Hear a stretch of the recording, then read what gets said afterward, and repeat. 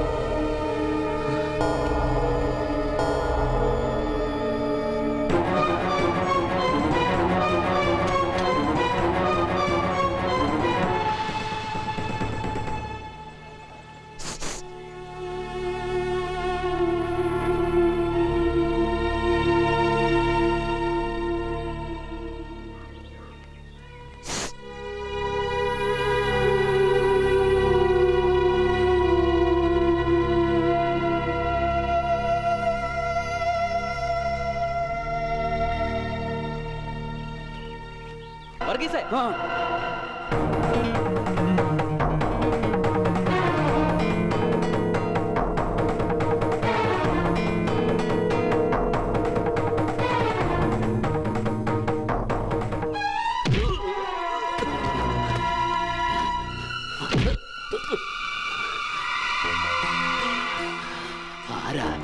ആരാ നിങ്ങള്?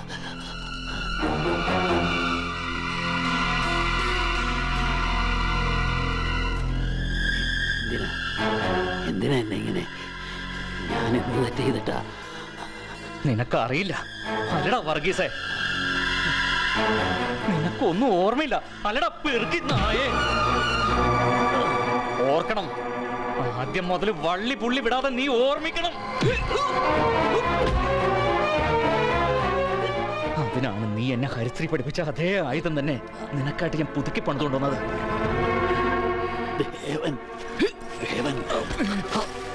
അതേടാ, ഒരിക്കലും തിരിച്ചു വരില്ലെന്ന് കരുതി ഈ നാട്ടിൽ നിന്ന് നീ ഓടിച്ചു വിട്ട ആ പഴയ 13കാരൻ.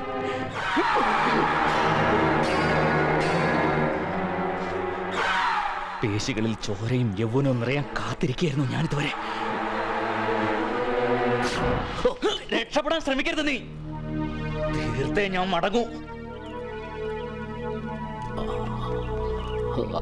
വാ തുറക്കരുത്, നിന്റെ തലച്ചോറ് ചിതറുന്നത് എനിക്ക് കാണണം. മോനെ ദേവാ. മോനോ? ആയേ, ഇനി എന്റെ കളി, എന്റെ ഊഴം. നിന്നോടും കുടുംബത്തോടും ഒരിക്കലും ചെയ്യരുതാത്ത പാവങ്ങളാണ് ഞാൻ ചെയ്തിട്ടുള്ളത്. അതിനെനിക്ക് മാപ്പില്ലെന്നും അറിയാം. എന്നാലും വർഷങ്ങളായി ഞാൻ മനമൊരുകി മാപ്പിരുന്നുകൊണ്ടിരിക്കുക. ഈശ്വരനോട് ഇത്രയും കാലം ചെയ്തു കൂട്ടിയ പാവങ്ങൾ കാരണമാവാം നഷ്ടപ്പെടാൻ ഒന്നും ബാക്കിയില്ല. വീട് പോയി, സമ്പത്ത് പോയി, താ കണ്ടോ ആരോഗ്യവും തകർന്നു. ഓട്ട് കമ്പനിയിൽ മണ്ണ് ചുവന്ന ഇപ്പം ജീവിതം. സത്യത്തിൽ ജീവനുണ്ടെന്നേ ഉള്ളൂ ഈ ശരീരത്തിൽ. ശരിക്കും ശവമായത്. ഈ ശവത്തോട് പകരം ചോദിക്കണമെന്നുണ്ടോ? ആയിക്കോ, എതിർക്കില്ല ഞാൻ. എതിർക്കാനുള്ള പ്രാണനില്ല എനിക്ക്, ത്രാണിയില്ല എനിക്ക്.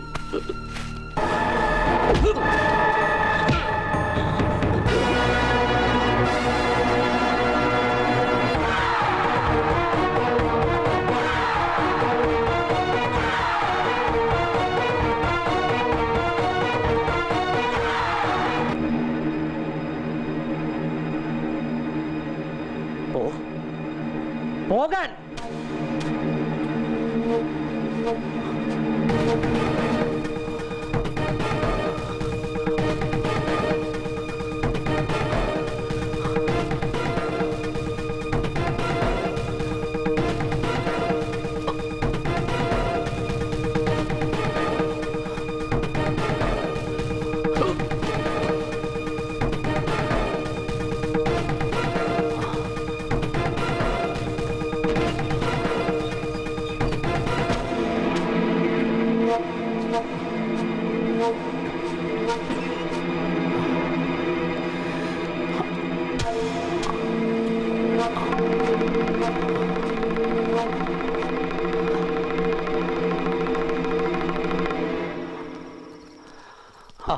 എന്താ പറയുക ഈ രാത്രിയിൽ? സാറേ ഞാൻ എന്തു പറ്റിയിടോ? താമല്ലാതെ കിതയ്ക്കുന്നുണ്ടല്ലോ. അത് എൻ്റെ കണക്ക് തീർത്തയക്കോ? കണക്ക് തീർത്തയക്കേ? എങ്ങോട്ട്? എനിക്ക് പോണം. വേറൊരു ജോലി കിട്ടി, അതാ. തനിക്ക് വേറെ ജോലി കിട്ടിയാൽ പോവുക, പിന്നെ എന്ത് പണി ചെയ്തോ, അതൊക്കെ തൻ്റെ ഇഷ്ടം.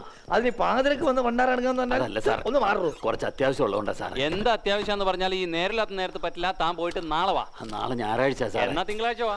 അയ്യോ അങ്ങനെ പറയരുത് സാർ. ചേട്ടോ, ഇവിടെ തന്നെ ആവശ്യത്തിലധികം ജോലിയുണ്ട്. തന്നോടല്ലേ പറഞ്ഞു ഒന്ന് പോവാൻ? അയ്യോ പോലെ ധൃതി പിടിച്ച സമയത്താ.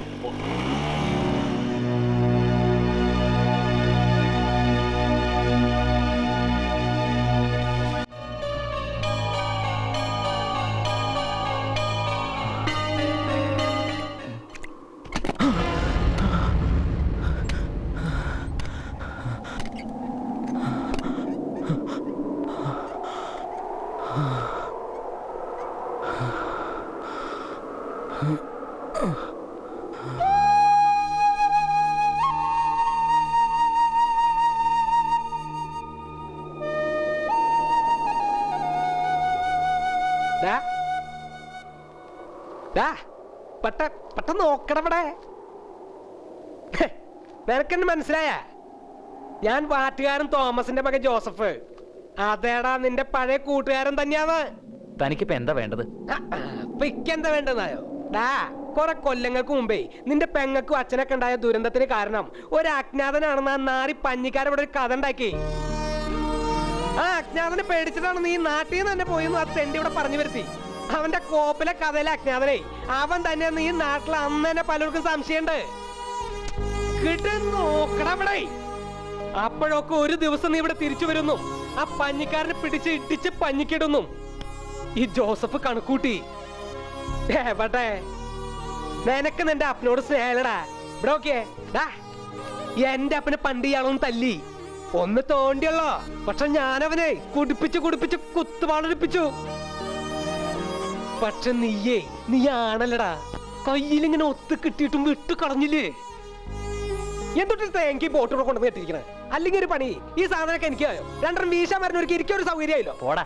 എന്തുട്ട് പിന്നെ പോടൊക്കെ അവിടുന്ന് വെറുതെ ആളെ പേടിപ്പിക്കുക ഒരാവശ്യമില്ലാണ്ട്.